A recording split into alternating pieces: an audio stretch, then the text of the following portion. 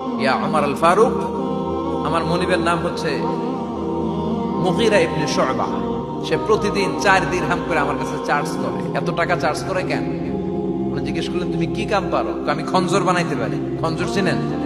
ছোট্ট ছুরি আরবরা পকেটে রাখে। ওমানের সুলতান কাবুসের ছবি দেখবেন, এখানে একটা খঞ্জর আছে। আমি খঞ্জর বানাইতে পারি। খঞ্জর বানাতে পারো? মদিনায় তো কেউ বানাতে পারে না, তুমি খঞ্জর বানাইতে পারো? তুমি তো অনেক টাকার মানুষ মিয়া, তোমার মনিব তো অল্প টাকায় চার্জ করছে, এটা দিতেই হবে। আবু লুলু কয়, ওমর তুমি সবার জন্য এত নরম, আমার জন্য গরম, তোমারে আমি বুঝাবো। সে বাড়িতে যে একটা খঞ্জর বানালো, মাকবাদাতুহু ফি ওয়াসাতি, যে খঞ্জরের হ্যান্ডেল হচ্ছে মাঝখানে, দুই দিকে ধারালো ছুরি। এটা ধার দেয় আর কয়, ওমর তোরে আমি বুঝাবো। প্রতিদিন ধার দেয়। সাইয়েদনা ওমরে ফারুক মসজিদে নববীর ইমাম, ওয়া কানু ইউসাল্লুনা বিগালাস, তখন ওনারা অন্ধকারে নামাজ পড়তেন আউয়াল ওয়াক্তে। আমরা তো দেরি করে পড়ি, সুন্নাহ অনুযায়ী আগে আগে পড়া ভালো। আপনি মসজিদুল হারামে গেলে দেখবেন যে কত আগে ফজর পড়ে। ফজরের 1-1.5 ঘন্টা পরে সূর্য ওঠে, ঠিক কিনা?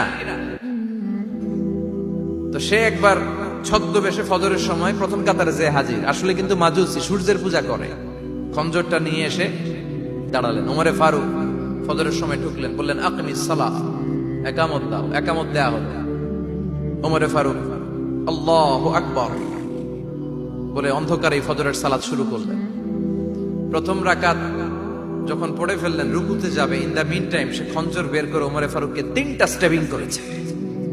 একটা নাভিতে মারার সাথে সাথে নাভিটা কেটে গেল, আর একটা এই পাশে পাজরে, আর একটা পেটের মাঝখানে, পেটও কেটে গেল। ওমরে ফারুক বললেন, কাতালানি আল কালব, এক কুকুর আমারে মেরে ফেলেছে। ওমরে ফারুককে পিছনে নিয়ে যাওয়া হলো। আব্দুর রহমান ইবনে আউফকে টেনে ইমামতির জায়গায় নেওয়া হলো। আর সে কাতারের মাঝখান দিয়ে খঞ্জর ঘুরাতে ঘুরাতে আগাতে লাগলো।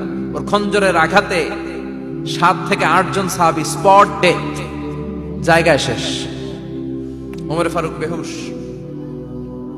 ওমরে ফারুক, ওনার মুখে দুধ দেয়, দুধ ওই নাভি দিয়ে বের হয়ে যায়। নাভিজ দেয়, নাভিজ পেট দিয়ে বের হয়ে যায়।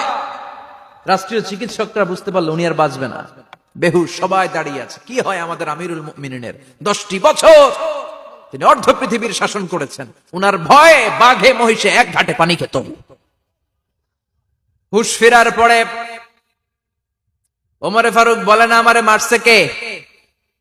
আমার কি অবস্থা, বাঁচবো কিনা? আমার ছেলে আব্দুল্লাহ কোথায়? আব্দুর রহমান কোথায়? আমার বিবিরা কোথায়? কত সম্পদ আমার আছে, কোথায় গেলে ভালো চিকিৎসা পাওয়া যাবে? কিচ্ছু সে বলে না। হুশ ফিরার পরে ওমরে ফারুকের প্রথম প্রশ্নটা ছিল, আসল্লান্নাস, আসল্লান্নাস, আমার দায়িত্বে, আমার নেতৃত্বে যে ফজরের একটা নামাজ শুরু হয়েছিল, এটা কি ঠিক মতো শেষ হয়েছিল? আসল্লান্নাস, মানুষরা নামাজটা পড়ছিল, 1 রাকাতের দায়িত্ব পালন করতে পেরেছে, এরপর হুশ নাই। বাকি 1 রাকাতের কি হয়েছে? মুসল্লিদের কি হয়েছে? সালাতটা ওয়াক্ত মতো হয়েছে কিনা? আসল্লান নাস, এটা ছিল ওমরে ফারুকের প্রশ্ন। সুবহানাল্লাহ কইবেন না? তাহলে এই সালাতের গুরুত্ব আছে না নাই?